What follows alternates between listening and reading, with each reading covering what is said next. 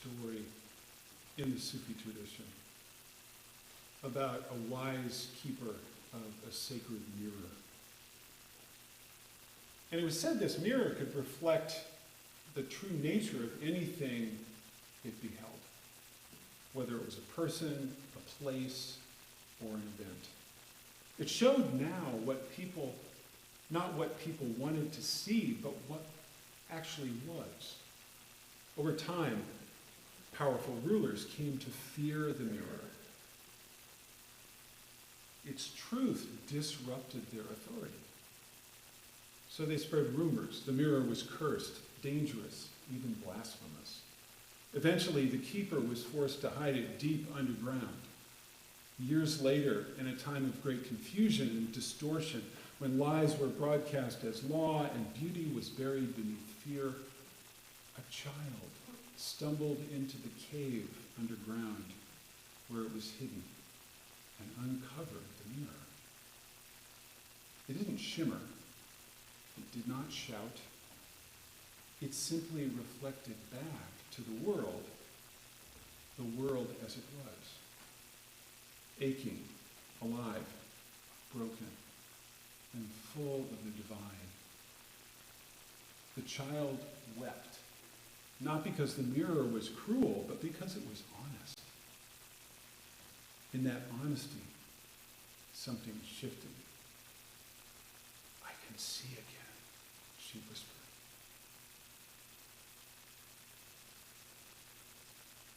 The blind man and Zacchaeus in our story this morning are both outcasts who need something from Jesus. At first glance, it might seem like the blind man is the one who needs something. That's plain. He's blind. He was once sighted. He wants to see again. Though he may have long ago given up chasing that dream and has sunk to the roadside begging for what he needs just to subsist from passersby. He's hardly what you'd call whole or healthy. He has no name, and we don't know what his story is, besides having lost his sight at some point in the past. And Zacchaeus seems okay at the start. He's got a job. He's not begging by the roadside. He has an important position, in fact. Plenty of money, a large home with a staff.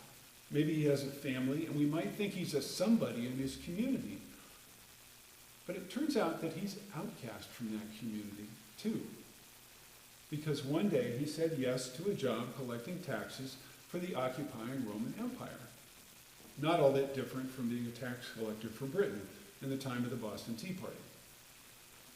What's more, it was a common practice in that system to skim a sizable commission off the top of whatever revenue you collected. But both of their lives, the blind man and Zacchaeus, intersect with that of Jesus because they long for being made whole.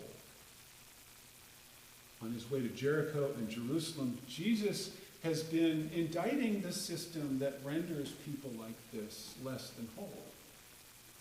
He's been generating greater controversy with every passing day, being a mirror that reflects the reality of how it actually is instead of as people want it to be.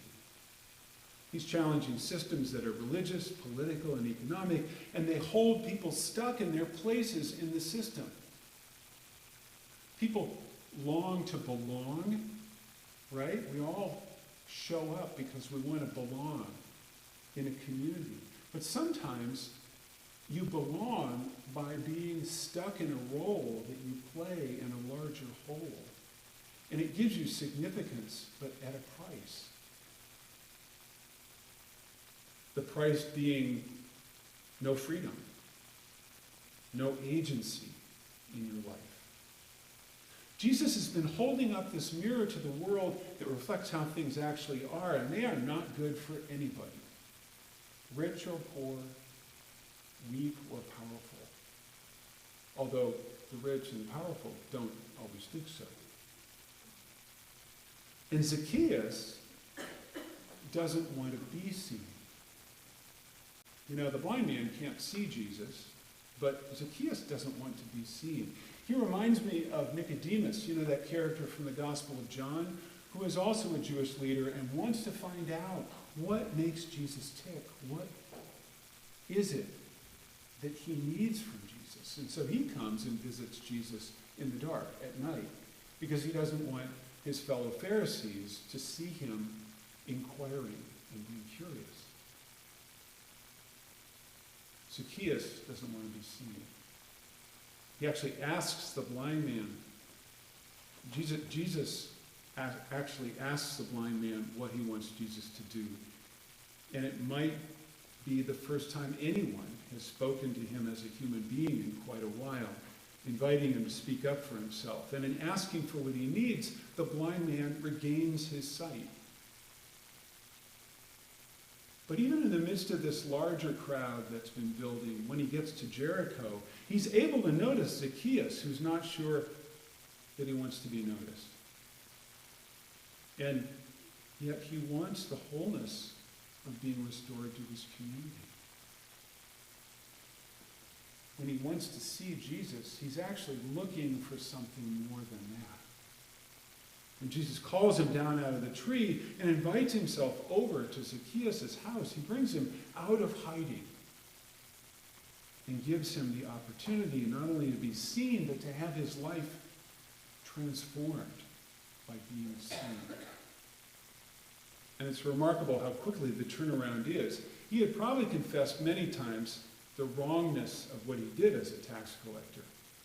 I hate what I do, I hate my job, nobody likes me.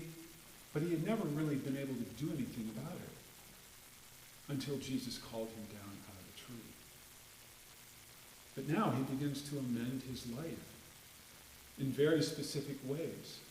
He talks about half of his goods going to the poor and the proceeds going to help others, and so on. So much of the wholeness that we seek begins with words being exchanged. I'm sorry. You're forgiven.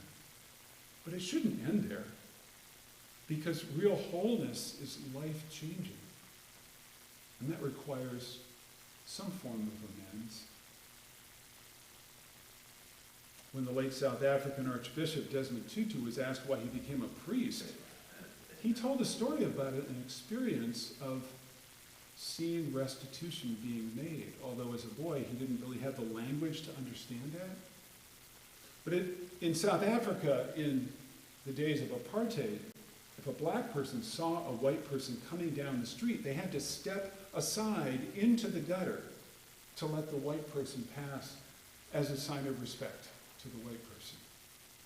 And it was just one of many of the daily hundreds of humiliations that black South Africans faced. But if you didn't want some passing police officer to come and teach you manners, you did it. So one day, young Desmond Tutu was walking down the road with his mother, and a white man approached. But before he and his mother could move over into the gutter to let the white man pass, he stepped into the gutter himself and tipped his hat as they went by. Now, as you might imagine, he was pretty awestruck by what had just happened, because he'd never experienced this from a white person. And he turned to his mother and he said, "Why did that man do that?" And his mother smiled and said, "That man's an Anglican priest. He's a man of God." And from that moment on, Tutu said he wanted to be an Anglican priest himself. More importantly, he wanted to be a person of God. And as we know, he not only grew up to become a priest, but an archbishop. And of the many accomplishments that earned him the Nobel Peace Prize, perhaps the finest was chairing the Truth and Reconciliation Commission. The hearings were televised and did a lot to heal South Africa and bring people together. The process gave individuals who had committed human rights abuses during the apartheid regime the opportunity to confess what they did in an open hearing that would be preserved in the historical record. In return for their confession of those crimes, they received clemency. But they were also expected to make restitution to those that they had wronged. The work was long and difficult, but it allowed the entire country to move forward together toward wholeness. The name of the commission points to what's involved in the true process of reconciliation and healing. There needs to be truth-telling and truth-hearing. There needs to be forgiveness of wrongs done, even while not forgetting what happened. And then there's the real restitution in the form of actual deeds, essentially changing one's behavior. You begin to act as if you are a forgiven person. You begin to act as if that other person is human by doing things in order to treat them that way and to act as a whole person way. You change your behavior, you change the way you live your life, and your life soon becomes different. Both the words of confession and forgiveness become deeds of restitution so that individuals in their society can become whole. It begins with the clarity of that mirror in the Sufi story, showing reality as it actually is, not as we sometimes dress it up, so that we can change what is hurting others and redeem that reality and move beyond its power to break us and keep us stuck. So, never forget about how we move forward. Confession and forgiveness is not just about looking back. It is about looking and living forward into a better